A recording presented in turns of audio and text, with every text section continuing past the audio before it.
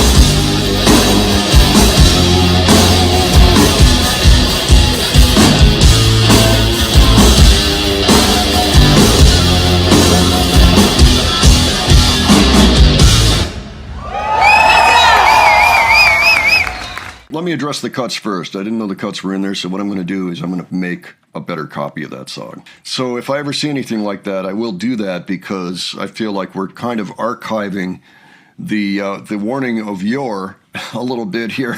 So it'd just be nice to have a nice copy of it. Yeah, this is an archival project now, it would seem. So. Yeah. Okay. So, Adrian, what did you think of that? It was awesome. The audience sure loved the break. At least one person screamed his head off. Yeah, oh boy, I could hear him all the way over here. Years later. Like, It took a little time for the sound to get here, but boy, I heard it. I had to open the window and what was that? Yeah, that was funny. That was really good. The audience really dug it, you could tell. One of my favorite lines from the warning, "You're just a liar who survived the fire." Yeah, that's right. That's right. Imagine that, surviving a fire and then having somebody call you a liar or something.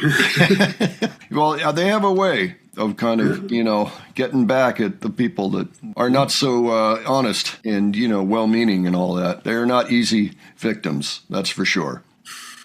Even if you do get them, they'll write a song about you and they'll haunt you for the rest of your life. Yeah. All right, well, that was great fun. Let's go on to River's Soul now, which I think should be a ton of fun. All right.